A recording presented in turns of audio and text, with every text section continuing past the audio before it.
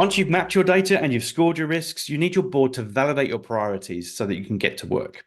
As I mentioned earlier, cybersecurity is not really a technical process, it's a cultural one that involves everyone. This means getting everyone pulling in the same direction, and they have to be on the same page. And this starts with your board and your senior leadership team. So I'm going to focus on the board in this section, but almost everything I say applies to SLT as well. So board alignment is critical because it sets the tone for your whole school community.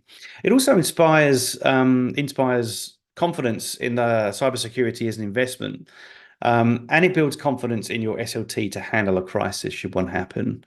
Let's imagine a worst case scenario and work backwards from there. So where there is a cybersecurity breach, you want your board to have enough familiarity with the school information risks that they don't feel blindsided. They should take comfort in the investment that you've made in cybersecurity, and they should have confidence in you and your advice so that you can work together effectively in a crisis. To get to this point, you need to keep asking yourself, what is my board's understanding of our school's cybersecurity risks and approach? And does this align with me and my senior leadership team? And I suggest the best way to answer these questions is simply to ask them.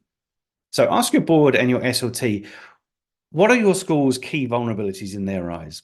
What are the most important types of data that you need to secure? What are the harmful consequences resulting from security breaches? And what are the costs of non-compliance? So think legal, financial, and reputational. From this foundation, you can start shaping a shared understanding across your board and your SLT. And you could start by sharing an environmental scan. This will allow you to frame their responses against an external risk analysis of the education sector as a whole. Now, this is a great point to introduce your working risk map that we discussed in earlier slides. Use this map to work through your own responses to the central questions asked and listed on the screen. And explain how you got to this version of your risk map. This will help you to get the group used to different risk priorities and how they fit together.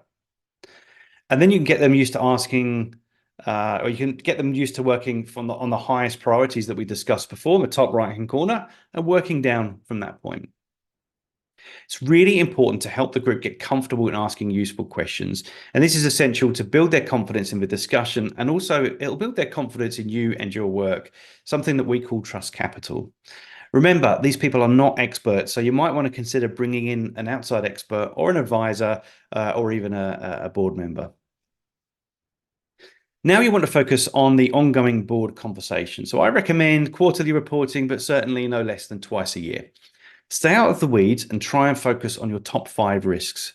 This should be about information loss, remember, not losing keyboards from a library or something equally as trivial. Give the group time to talk so that you can build that sense of collaboration and ownership. And keep reiterating the risks of non-compliance. Remember, legal, financial, and reputational, so that you can keep everyone engaged. And in terms of content, you should consider including progress updates against key initiatives, budget tracking, a review on the changing security risk environment, and always, always, always build the sense of cybersecurity as an investment in prevention, not just a capability that's deployed when something goes wrong. At this point, you should have clarity about the data you're protecting and the relevant risks and threats and vulnerabilities that go alongside them. A priority risk of a set of risks and actions to focus on should be in existence as well, and a board and SLT that are aligned on investing in cybersecurity culture at your school.